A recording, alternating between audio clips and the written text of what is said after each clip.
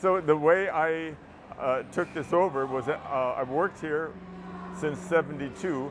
When my father passed away in about 2004, I took it over for him, and I continue to operate it as it is today because it's my love and my passion as it was for my dad. He loved to play the games, and more than that, he really loved watching people having a good time. And that's what inspired my dad to maintain a collection, just because it brings so much joy to so many people. And that's what motivates me as well, to watching a family come in here and just have as much fun as they're having makes it very worthwhile. Oh, you got cute little kids so happy to be here.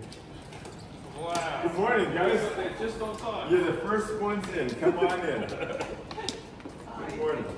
Hello, good morning.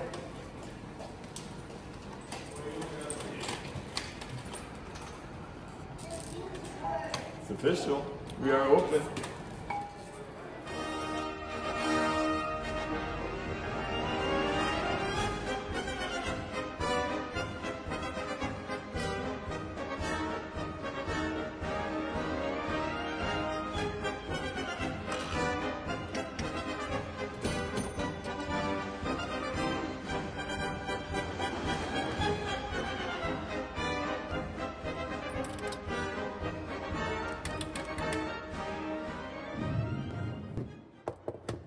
My name is Dan Zielinski, and I am the owner of Musée Mécanique here in San Francisco. Well, I was born and raised here. I'm like sixth generation San Franciscan.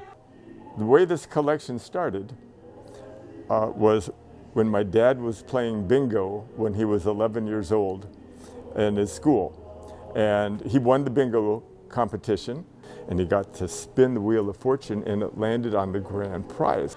Except the grand prize was a case of oil for a car, which he couldn't have cared less about. So he carried the oil home.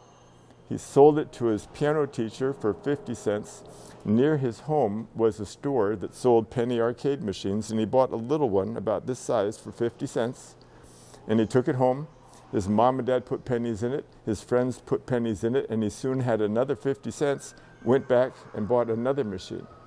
And that's how this entire collection got started. One machine, one penny at a time. And my dad and I played every machine in here, so every time I play any machine, it's like, yeah, that was fun back then too. We're going to go underneath and inside the mechanical farm to do repairs.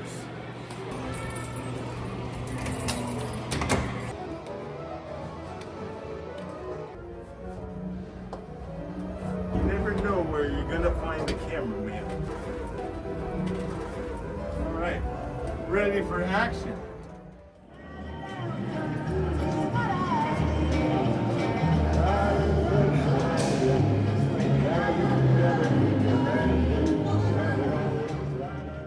If anybody shows any interest on how something works, more than happy to open it up and show them the insides. Crazy mechanisms are really a fun thing for me to look into.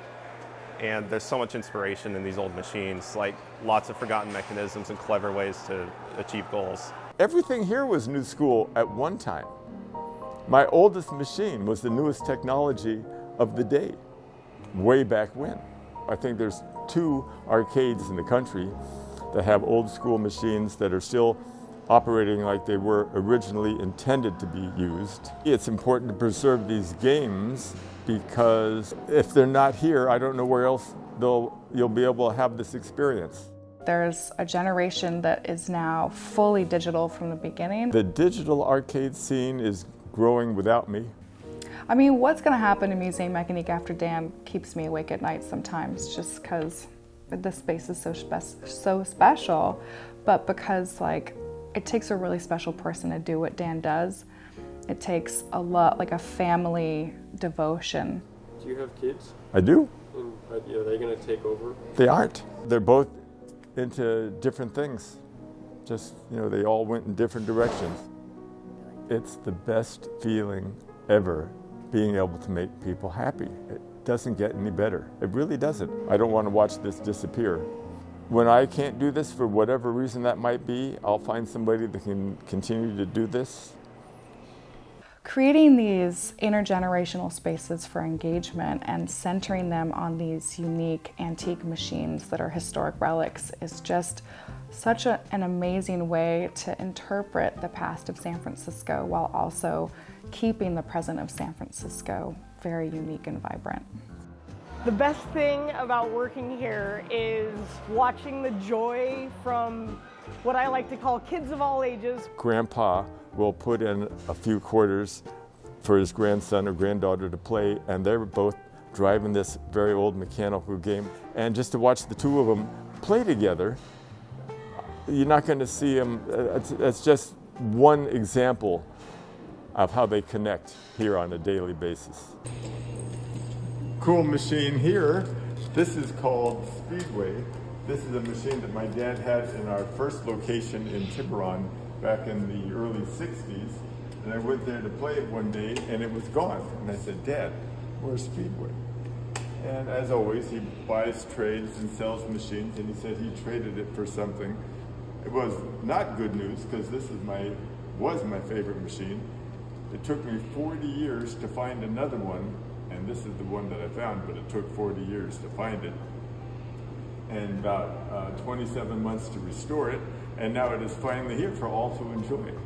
This tangible way of interacting with our world, I think there's a need for that now. I think people want tactile experiences because everything's so digital. I think in general people want in person now. We went through a pandemic where all of us were alone. It's science, art, music, all the things and wrapped into one depending on what it is. It's history. What other experience really out there can you say encapsulates all these things at once for so little money? Basically, the bottom line is happy, leaving happy. Come in confused, that happens a lot, like what in the world did I just walk into? But leaving on a happy note, that's what I'm hoping for.